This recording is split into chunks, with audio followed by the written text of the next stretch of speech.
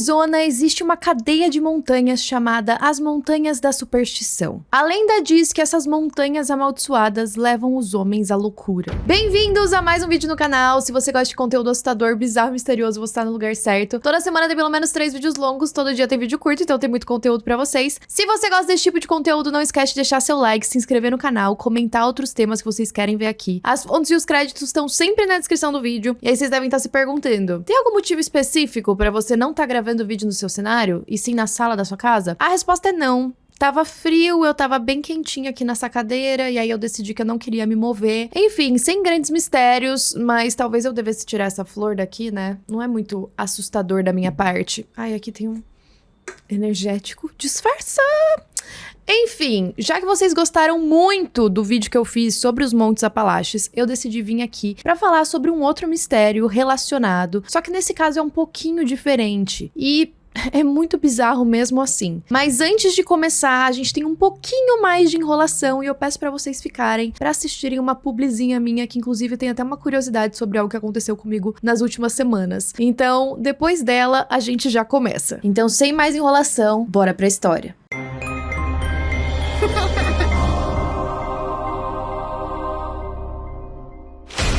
Gente, vocês acreditam que plena 2024, tô euzinha quase caindo em um golpe? Uma empresa entrou em contato comigo, falando pra eu participar de um podcast, e parecia muito real. Tipo, eles fizeram até contrato com a gente, foram pra faturamento. E aí a gente marcou uma reunião pra falar sobre esse podcast, daí eles foram pedindo vários acessos. E assim, eu já comecei a desconfiar desde aí, eu sabia que tinha alguma coisa errada. E aí logo depois eu fiquei em choque de ter clicado em algum link sem querer e eles terem acesso ao meu computador. Aí por conta disso eu fui correndo atrás de uma VPN e aí eu encontrei a Surfshark.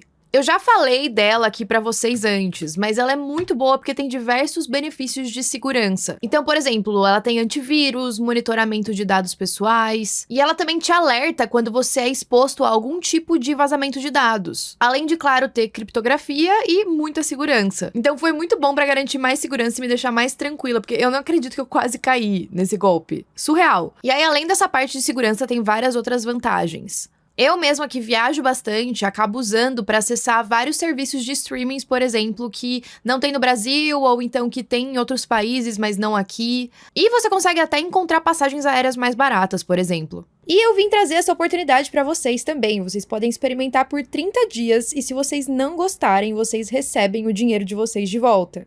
E melhor ainda, se vocês usarem o meu cupom JuliaCassini, vocês ainda ganham 4 meses extras. Pra facilitar, eu deixei o link aqui pra vocês na descrição e também fixado nos comentários. E assim, não custa tentar, né? Eu tenho certeza que vocês vão amar e não vão querer parar de assinar mais. As Montanhas da Superstição ficam a leste da área metropolitana de Phoenix. Eu não sei vocês, mas quando eu falo dessa cidade, eu sempre lembro de Crepúsculo. E várias pessoas dessa cidade gostam de fazer trilhas na região, é um local muito famoso. Tem uma outra formação que é muito famosa, um ponto turístico que em inglês se chama Weaver's Needle. Traduzindo ao pé da letra, é tipo agulha de tecelão. Mas eu acho que não é assim que as pessoas chamam aqui no Brasil. Enfim, eu só traduzi no Google Tradutor. Essa agulha é um remanescente vulcânico que tem bastante relevância em uma lenda das montanhas. A lenda é da mina de ouro do holandês perdido. Já já a gente fala um pouco dela. Essas montanhas têm um clima desértico, ou seja, as temperaturas durante o dia são bem altas, mas apesar disso, ela tem várias fontes de água natural por aí. Apesar dos mistérios, a lenda que mais prevalece no local é dessa tal mina. Muitas pessoas acreditam que existem diversas minas de ouro ali. E é claro que isso levou vários caçadores de tesouro para tentar procurar. A mina do holandês perdido seria a que tem mais ouro. E ela estaria localizada fora da trilha, mas tem alguns passos que você pode fazer para tentar chegar nela. Primeiro, você avistaria uma cabana de pedra, você segue por ela e chega em um local que tem 2 caminhos separados. E aí você deve seguir o que parece ser menos real. Então, se você acha que ali é o caminho, então você vai pro outro. Depois, você passaria por uma parede de pedras que tem vários desenhos. Acredita-se que os desenhos foram feitos por membros da tribo dos Apalaches. Na verdade, o nome dessa tribo é Apaches. E depois, você finalmente veria 2 colunas de pedra que seriam a entrada da mina. Se você for até um arco de pedra que tem lá, que se assemelha a um olho, e ficasse bem no meio dele, de um lado você conseguiria ver a mina e do outro você veria aquela tal agulha. Só que também dizem que essa mina é rigorosamente guardada pelas tribos da região, e eles só permitiriam pessoas autorizadas chegarem até lá. Muitas pessoas consideram as montanhas assombradas e dizem que se você estiver chegando perto demais do ouro, você vai morrer porque alguém vai atirar em você como sniper. E é fato que diversas pessoas enlouqueceram ou desapareceram procurando a mina. Os membros da tribo também não teriam problemas se você estivesse fazendo uma trilha na região só pra ver a vegetação e a natureza, mas se eles perceberem que você tá procurando o ouro, aí é melhor você correr. Agora, pra fazer esse vídeo, eu assisti muitos outros vídeos e relatos de pessoas que trabalham na região como guias locais e outros que foram tentar fazer essa tal trilha. Um dos guias oficiais, um cara chamado Corey Daniel, informou que eles encontram muitas cabeças perdidas por lá. E ele também contou uma história bem antiga de um cara chamado Jacob Waltz. O Jacob teria uma namorada que era da tribo Apache. O nome dela era Ken Chi. E ela teria mostrado pra ele a localização dessa mina. Então ele teria conseguido pegar uma grande quantidade de ouro. E aí é por isso que as pessoas acharam que aquela história era verdadeira. De repente, ele ficou muito rico. Um dos líderes Apache também conta uma história de que as montanhas são assombradas por um antigo deus do trovão que vivia bem ao fundo de uma caverna. E ele só era persuadido a não fazer nada contra as tribos que moravam ali através de sacrifícios e de adoração a ele. Eles também acreditavam que no local havia um portal que levava diretamente às profundezas do inferno. Muitas pessoas que visitam as montanhas da superstição alegam ver vários orbes flutuando sobre as cabeças delas. E elas também avistam uma figura semelhante a um esqueleto andando pelas planícies à noite. Ele tá sempre procurando algo no chão e segurando uma lanterna com luzes bruxuleantes na mão dele. Eu também assisti um vídeo que conta sobre essas histórias e aí um inscrito do canal desse cara mandou uma foto pra ele de uma experiência que ele teve enquanto ele tava andando pelas montanhas com alguns amigos. Isso foi em 2015, e aí eles se depararam com os destroços de um avião que tinha caído ali em 2011. E esse acidente matou todos os passageiros. Aí eles decidiram passar um tempo no local, descansando, e durante esse tempo eles estavam se divertindo, tirando fotos uns dos outros. E aí quando esse inscrito chegou em casa e foi mostrar as fotos pra mãe dele, a mãe reparou que tinha alguém ali no fundo. Esse garoto, o inscrito, o nome dele é Nathaniel. Ele não tinha reparado nessa pessoa, e ele ficou em choque quando viu que tinha claramente alguém ali na foto. Parecia um homem vestindo uma roupa branca e também um chapéu branco. E a parte mais estranha é que, de acordo com ele, no local onde eles estavam na trilha, tinha só uma entrada. Então não tinha como alguém tá ali sem ter passado por eles, ou sem eles terem visto. E assim que eles chegaram, eles também não viram ninguém. Então não tinha como essa pessoa já tá lá. É claro que todos esses relatos iniciais que eu contei pra vocês, e essas histórias, são um compilado de informações que eu achei na internet, pra gente tirar as próprias conclusões. Mas tem um caso muito sério que aconteceu lá. A gente vai falar de um cara chamado Adolf Ruth. Como muitos outros caçadores de tesouros da região, ele também estava em busca desse sonho de encontrar a tal mina do holandês perdido. E ele ficou obcecado com essa história porque ele ganhou um mapa que datava do período da Revolução Mexicana, de 1909 a 1923. O filho dele ganhou esse mapa de um mexicano, e ele foi contratado pelo governo para inspecionar o gado mexicano que estava sendo importado para os Estados Unidos. E aí, enquanto ele estava lá, ele fez amizade com esse cara chamado Juan González. Ele estava preso e ia ser executado em breve. Só que de alguma forma, e a gente não sabe exatamente como, o filho do Adolf conseguiu libertar o González da prisão, e aí, como forma de agradecimento, ele deu esses mapas de presente. Um dos mapas se chamava Mapa Peralta e mostrava a localização das supostas minas de ouro que ficavam no Arizona. Ele alegou que os antepassados da esposa dele, que tinham o sobrenome Peralta, trabalharam nessas minas. E aí, o filho do Adolf recebeu aqueles mapas, achou uma grande besteira, mas pensou que o pai dele poderia se interessar, então decidiu mostrar pra ele. E o Adolf não só se interessou, ele ficou obcecado. Tanto que alguns anos depois, o Adolf convenceu o filho a passar umas férias com ele na Califórnia. Só que ele não tinha contado o real motivo disso. O objetivo da viagem era localizar uma mina chamada Lost Peg Leg, que ficaria no sul da Califórnia. O filho dele ficou bem bravo de ter sido usado pelo pai, mas enfim, eles já estavam lá, então eles foram juntos. O Adolf só revelou o motivo da viagem alguns alguns dias depois. E aí o filho dele falou, bom, pelo menos assim, talvez a gente consiga curar essa obsessão do meu pai quando ele vê que a gente não vai encontrar nada. E aí quando eles chegaram ali na base da montanha, o filho dele, que eu não tô mencionando o nome porque é muito difícil de falar, eu acho que é Erwin.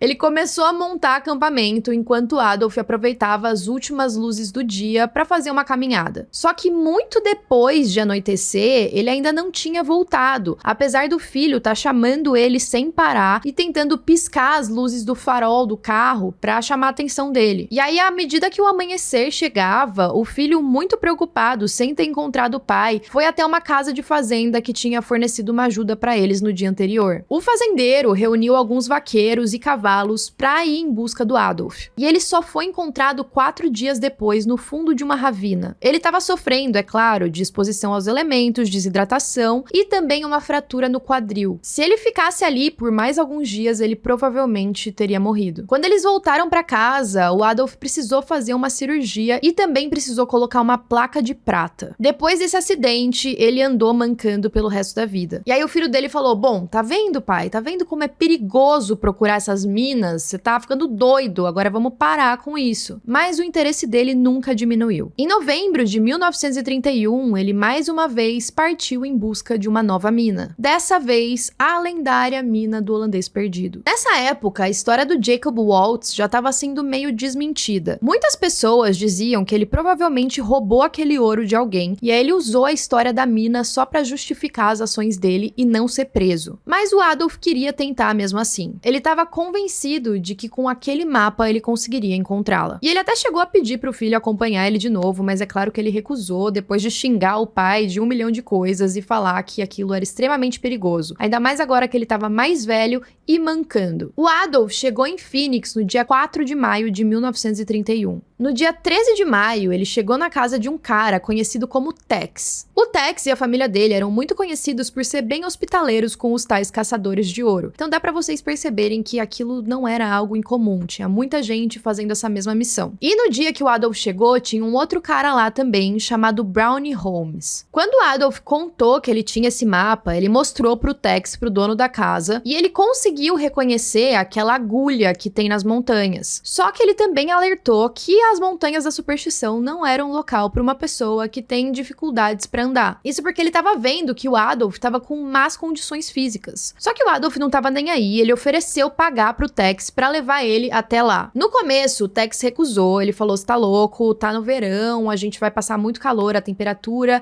é muito intensa. Mas depois ele acabou cedendo, pediu pro Adolf descansar um pouco, porque ele tinha que fazer uma viagem curta, e assim que ele retornasse, os dois iriam. Só que o Adolf estava muito impaciente. Ele conseguiu convencer 2 cowboys que estavam ali, o Purnell e o Keenan, a levá-lo até as montanhas imediatamente. Esses 2 cowboys também eram bem gananciosos, eles estavam na expectativa de encontrar a mina com o mapa novo, então eles estavam confiantes e meio que usando o Adolf para isso. Os 3 partiram naquele momento, foram caminhando, montando acampamento no meio do caminho, e os 2 sempre ajudando o Adolf com tudo. Quando o Tex voltou para casa e viu que eles já tinham partido, ele ficou furioso. Só um dia depois da partida, o Adolf desapareceu. E a gente só sabe que ele desapareceu porque os 2 cowboys voltaram logo em seguida dizendo que o Adolf queria seguir a trilha sozinho. E ele falou aquilo pros 2 com muita convicção. Então os 2 decidiram deixá-lo depois que ele montou o último acampamento. Enquanto isso, o Adolf, que estava um pouco apreensivo de dormir naquela noite no meio das montanhas, sem ouvir absolutamente nada e sem companhia, ele ficava olhando obsessivamente para aquele mapa para ver se estava no caminho certo. E a noite era bem difícil, porque além de todas essas histórias paranormais, é claro que montanhas assim também tem muitos animais selvagens, principalmente coiotes. Então durante a noite, ele ouvia aqueles animais passando por ali e circulando em volta da barraca dele, apesar dele não ter sido atacado. No dia seguinte, quando ele acordou, ele percebeu que tinham algumas pegadas do que pareciam ser pessoas também, que não fazia muito sentido. Se tinha outra pessoa ali na montanha com ele, por que eles não tentaram algum tipo de contato, já que os 2 deviam estar buscando a mesma coisa? Só que o Adolf não perdeu as esperanças, ele sabia que ele estava no caminho certo. Então no dia seguinte, ele acordou e foi checando todo o caminho pra garantir que não ia sair do que estava indicando. Como a gente estava ali nos anos 30 e o filho do Adolf não tinha nenhum tipo de comunicação com o pai, ele decidiu declarar ele como desaparecido e uma grande busca foi feita para tentar encontrá-lo. Como ele era o único que tinha aquele mapa, eles não sabiam exatamente o caminho que ele estava fazendo, apesar de conseguirem tentar refazer os passos deles com o que os cowboys estavam falando. Depois de 45 dias, eles não encontraram nada. Os policiais informaram a família que não tinham muito mais o que fazer. Eles já tinham reunido todos os esforços e esgotado as evidências. Mas no dia 8 de janeiro de 1932, teve uma grande reviravolta. Um grupo que também estava fazendo aquela trilha encontrou uma garrafa flutuando em um rio com uma nota assinada pelo Adolf. Só que o homem que recuperou a garrafa devolveu ela pro rio. Ele não associou com aquele cara que estava desaparecido e que ele via nas notícias. No ano seguinte, todo mundo já tinha perdido as esperanças de encontrar o Adolf com vida. Depois a gente teve uma outra expedição arqueológica que estava lá para tentar encontrar algumas antigas ruínas indígenas. 5 dias depois que essa expedição saiu, um dos cães que estava junto com eles fez uma descoberta terrível. Embaixo de uma árvore tinha um crânio perfurado com 2 balas. Um médico legista que depois o examinou declarou que eram balas de um revólver calibre 44, estilo do exército. Por conta dessa nova descoberta, o filho do Adolf foi até o Arizona ajudar nas buscas e logo os outros ossos também foram encontrados. Eles estavam no alto de uma ravina, a quase 2 quilômetros de distância do crânio. A placa de prata no quadril do Adolf estava ali para indicar que era ele mesmo. Vocês lembram daquele guia que eu comentei no começo do vídeo, dizendo que vários homens apareciam decapitados nessas montanhas? No bolso, no que restava das roupas do Adolf, eles encontraram um caderno. E olha isso, uma das entradas daquilo que o Adolf estava mantendo como um diário dizia: fica dentro de um círculo imaginário cujo diâmetro não ultrapassa 8 quilômetros e cujo centro é marcado pela agulha de tecelão, com cerca de 2.500 pés de altura, entre a confusão de picos menores e massas montanhosas de rocha basáltica. Ao embaixo disso, ele escreveu Veni Vidi Vici, que significa, em latim, eu vim, eu vi, eu conquistei. A teoria é que o Adolf teria sim encontrado aquela mina, mas depois alguma outra pessoa o matou, pegou aquele caderno e foi quem escreveu a frase em latim, como se ele tivesse ido até lá e conquistado algo que o Adolf tinha encontrado. Essa história por si só já é bem bizarra, mas o que foi mais bizarro ainda é que as autoridades deram a morte do Adolf como causas naturais. Eles diziam que ele foi atacado por coiotes. E a gente tem um documento que fala que o Adolf foi morto por um tiro na cabeça. Só que esse relatório nunca foi divulgado e nunca foi aceito pelas autoridades do Arizona. A morte dele ainda é um mistério. Alguns anos depois, um aventureiro chamado Barry Storm publicou um livro sobre a aventura dele, tentando descobrir o que aconteceu com o Adolf. E ele disse que a partir do momento em que ele chegou nas montanhas da superstição e começou a fazer aquela trilha, ele já ouviu tiros rolando por aí e aí ele saiu correndo. Pra ele, aquilo pareciam tiros de aviso, do tipo, olha onde você tá se metendo, é melhor você ir embora. Tem algumas pessoas que moram na região que acreditam que quem matou o Adolf foram aqueles 2 cowboys que estavam com ele, que eles teriam seguido ele pra algum local, viram que ele encontrou alguma coisa e depois o mataram. Mas a gente também não tem informações sobre esses cowboys, se eles encontraram a mina, será que eles estão ricos, será que eles conseguiram ouro, por que que eles mataram o Adolf? Enfim, parece que tem algo protegendo as montanhas.